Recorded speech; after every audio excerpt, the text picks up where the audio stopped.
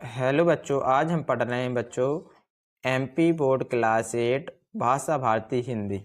बच्चों हिंदी का chapter number 16 है और पाठ का नाम है बच्चों पथिक से, जिसमें बच्चों हम आज इस पाठ को पढ़ेंगे और क्वेश्चन आंसर को भी समझेंगे। तो बच्चों चलिए क्वेश्चन आंसर की तरफ। तो पहला क्वेश्चन है बच्चों कि निम्नलिखित शब्दों के अर्थ शब्दकोश से खोज कर लिखिए। पथिक का क्या अर्थ होता है? तो पथिक का अर्थ होता है बच्चों राहगीर। बापी, बापी को कहते हैं बावड़ी। जलकड़, जलकड़ मतलब बच्चों जल की बूंदें। एकाकीपन, एकाकीपन मतलब होता है बच्चों अकेलापन। असमंजस यानी दुविधा। हवन सामग्री का अर्थ होता है बच्चों यज्ञ में आहुति देने की वस्तुएं। दूर्वादल यानी कि दूब घास के कोमल पत्ते। निर्झर मतलब होता है बच्चों झरने।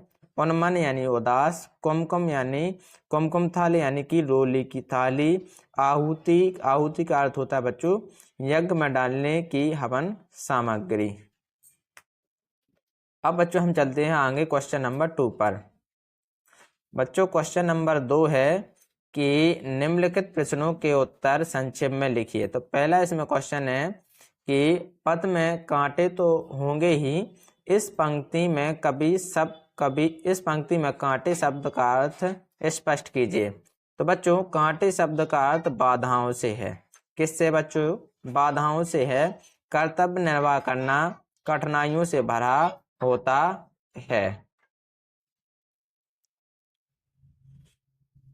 अब बच्चों दूसरा क्वेश्चन है कि नीचे दिए गए 2 खंडों में कवि की आंशिक पंक्तियां दी गई हैं। तो खंड आ और खंड बा से एक सही पंक्ति लेकर पूरी कीजिए। देखिए जैसे कि बच्चों इसमें है कि हमें दो पंक्तियों से एक पूरी पंक्ति हमें कंप्लीट करनी है। जैसे कि खंड आ में है कि जब कटन कर्म पगडंडी पर राही का मन उन्मन होगा। तो फर्स्ट का क्या है बच्चों? फर्स्ट का है 3 वाला। दूसरा है बच्चों कि माँ मांग रही होगी आहुति जब स्वतंत्रता की ज्वाला में। तो बच्चों आ का है बच्चों तीसरा वाला। आ को हम तीसरे वाले से जोड़ेंगे और बच्चों बड़ा जो आ है उसका होगा बच्चों जो हमारा बा का चौथी वाली लाइन इसमें सही होगी बच्चों। जब माँ मांग रही होगी आहुति जब स्वतंत्रता की ज्वाला में। रणभेरी सुन सुन विदा, रणभेरी सुन सुन विदा जब सैनिक क्या बच्चों? जब सैनिक पुलक रहे होंगे, यानी कि ई का क्या है बच्चों? फर्स्ट वाला। और पग पर घोर निराशा के बादल छाए होंगे, यानी कि बच्चों बड़ी ये जो है ना तो उसका क्या होगा बच्चों? दूसरे वाले से। तो इस प्रकार से बच्चों ये हमारी जोड़ी बन जाएगी बच्चों। अब चलते हम आगे। ये बच्चों देख सकते हैं इसके आंसर ये लिखे हुए हैं। अब है गा क्वेश्चन है कि स्वतंत्रता की ज्वाला में माँ आहुति की मांग कर रही है। माँ शब्द के प्रयोग द्वारा यहाँ किस माँ की ओर संकेत किया गया है? तो बच्चों यहाँ पर बच्चों माँ शब्द के प्रयोग से भारत माता की ओर संकेत किया गया है। जो माँ शब्द है बच्चों वो किसको प्रदर्शित करता है बच्चों? भारत माता को प्रदर्शित कर रहा है बच्चों, भारत माता को। तीसरा क्वेश्चन है बच्चों आपके निम्नलिखित प्रश्नों के उत्तर विस्तार से लिखिए। यानी कि बच्चों पहला क्वेश्चन है कि जीवन पथ पर चलते हुए पथिक को किन बाधाओं का सामना करना पड़ता है? कविता के आधार पर कोई 3 बाधाओं को लिखिए। तो बच्चों इसका आंसर होगा कि जीवन रूपी मार्ग पर मनु रूपी राहगीर आगे बढ़ता है तो उसे अनेक बाधाएं आकर घेर लेती हैं। मनुष्य सोचता है कि वह सफलता ही प्राप्त करता जाएगा, विफलता उसके समक्ष आएगी नहीं। ऐसा सोचना उसकी मूर्खता है। विफलता भी आ सकती है। इन विफलताओं कठिनाइयों के समय में अपने भी पराये जैसा व्यवहार करते हैं। मन में दुविधा आ सकती है। यही दुविधा निराशा को जन्म देती है। आशा को काले बादलों में छिपा लेती है। आपत्ति काल में अकेला व्यक्ति व्याकुल हो सकता है। व्याकुल हो सकता है। कविता में कवि ने 3 बाधाओं को दर्शाया है। तो बच्चों वो कौन सी 3 बाधाएं हैं देखिए। तो पहली बाधा है कि निराशा में डूबे हुए व्यक्ति का एकाकीपन यानी कि अकेलापन। दूसरा है कि धैर्य प्राप्ति में उलझन की कार्य शुरू किया जाए या नहीं। और तीसरी बाधा है बच्चों कि अपनी क्षमताओं पर अविश्वास होना और असमंजस यानी दुविधा की स्थिति का बन जाना, असमंजस। अब है बच्चों का क्वेश्चन है कि किस स्थिति में कदम कदम पर मनुष्य अपने आप को घोर निराशा में देखता है। तो इसका आंसर होगा कि जब सब प्रकार से अपने प्रयास करने पर विफल हो जाता है तो उस स्थिति में भी उसे अपने कर्तव्य से विमुख नहीं हो जाना चाहिए। उसे असफलता की घड़ी में हर एक आदमी पराया सा लगता है और उसके सामने पूर्णतः विरोधी होकर सामने दिख पड़ते हैं। उसे कदम कदम पर भारी निराशा होती है, कठिनाइयों के काले बादल छा जाते हैं। उस अवस्था में भी उसे अकेलापन अनुभव करता है। उस व्यक्ति को निराशा और हताशा दोनों स्थितियां उसे क्लेश पहुंचाने वाली होती हैं बच्चों। अब है आगे क्वेश्चन नंबर गा है कि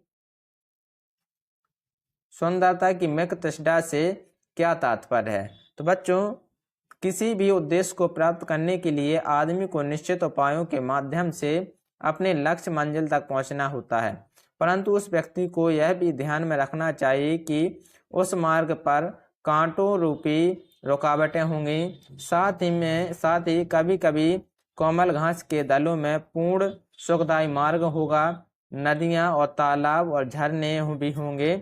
तो उस सौंदर्य की मार्ग तृष्णा उस पथिक को भ्रम में डाल देने वाली होती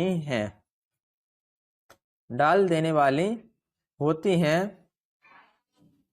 सौंदर्य की मिक तृष्णा में आनंद और जीवन की सफलता महसूस करना उसे भ्रमित कर सकता है। इसी भ्रम में पथिक अपने कर्तव्य पथ को छोड़कर उत्तरदायित्व के निर्वाह करने में से विमुख हो जाता है। अगला क्वेश्चन है कि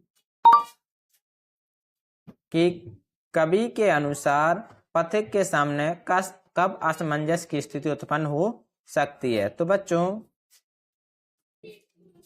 कवि का मत है कि मातृभूमि की आजादी के लिए अनेक राष्ट्रभक्तों ने स्वयं का बलिदान फांसी के तख्ते पर झूल कर भी दिया। उस आजादी को प्राप्त तो कर लिया, परंतु उसकी रक्षा के लिए मातृभूमि अपने राष्ट्रभक्तों की आहुति की मांग कर रही है। इस स्वतंत्रता की ज्वाला में अपने महात्याग के पथ पर चलते हुए असमंजस दुविधा की स्थिति उत्पन्न मत होने देना, नहीं तो पथिक तू अपने कर्तव्य मार्ग पथ को भूल जाएगा बच्चों। इसी प्रकार बच्चों द क्वेश्चन है कि कवि ने इस कविता में प्रकृति के कौन कौन से अंगों और उपांगों का चित्रण किया है जो पथिक को उसके मार्ग में मिलते हैं। तो बच्चों कवि ने उन प्राकृतिक अंगों उपांगों का वर्णन किया है जिन्हें पथिक कदम कदम पर देखता है। पथिक को कभी तो दूब घास के कोमल दल, अपने निर्मल जल से भरकर इठलाती चलती नदियां व तालाब देखेंगे। इनके अतिरिक्त सुंदर पर्वत, वन, वाटिकाएं तथा जल की बावड़ियां तथा सुंदर सुंदर झरने भी देखेंगे, जो अपनी कल की मधुर ध्वनि से आकर्षण का केंद्र बने हुए होंगे। तो कर्तव्य पथ के पथिक को सौंदर्य उपादानों की सुंदरता मृग तृष्णा के विमोह में फंसा लेने वाली सिद्ध ना हो जाए।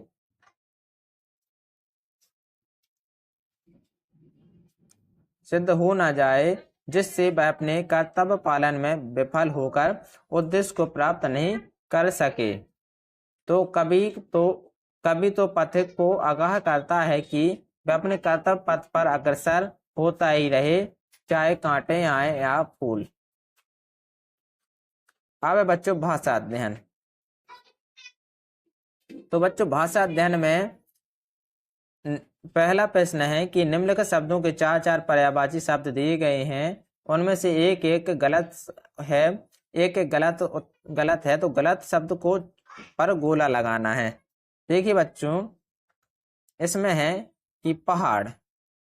तो बच्चों पहाड़ का पर्यायवाची कौन कौन होता है? तो पहाड़ का गिरी होता है, अचल होता है, पर्वत होता है, लेकिन पाषाण नहीं होता। तो ये आपका क्या है बच्चों? गलत पर्यायवाची। दूसरा है बच्चों कि वन का पर्यायवाची अरण्य भी होता है, कानन भी होता है, विपिन भी होता है, लेकिन जम्बुक नहीं होता। तो ये हमारा क्या है बच्चों? गलत। इसमें ये है हमारा गलत। और तालाब का बच्चों सर होता है, तड़ाक पर्यायवाची होता है, और सरोवर होता है, लेकिन तटनी नहीं होता है। तटनी किसका होता है बच्चों? नदी का। तो ये हमारे गलत पर्यायवाची हैं।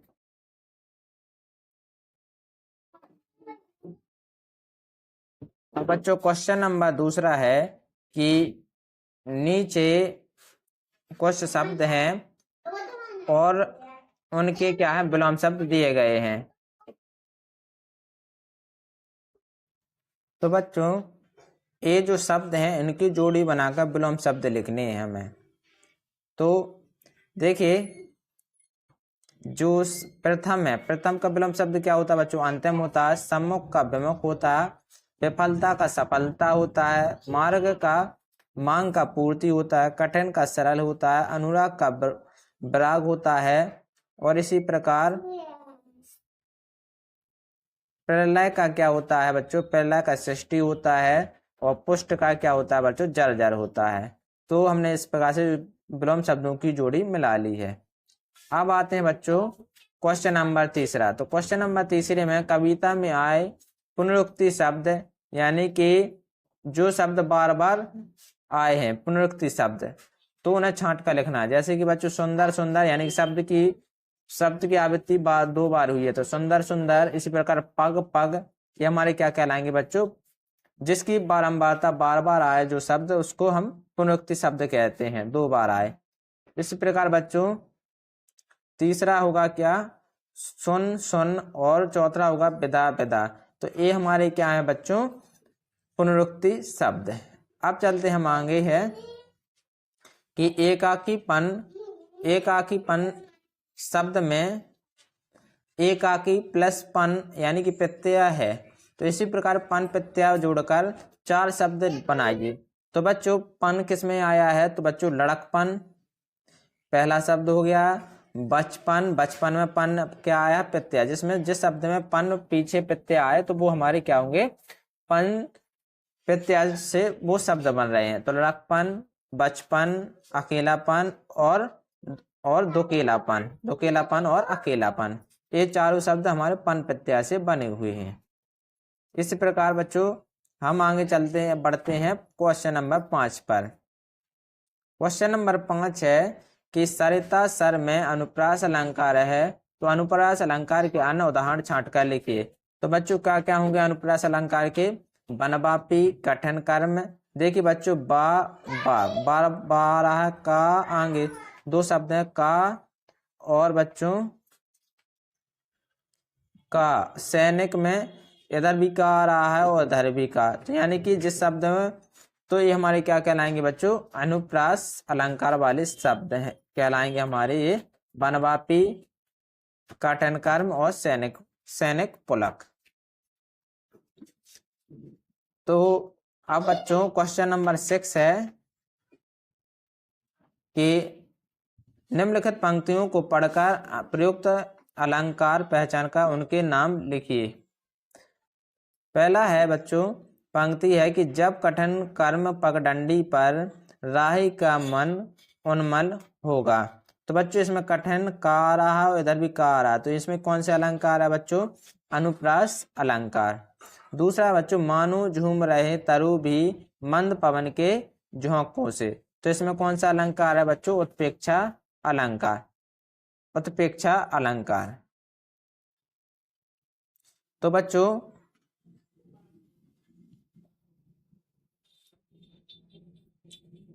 अगर आपको ये वीडियो अच्छी लगी हो तो प्लीज़ लाइक एंड सब्सक्राइब करना ना भूलें। Thank you.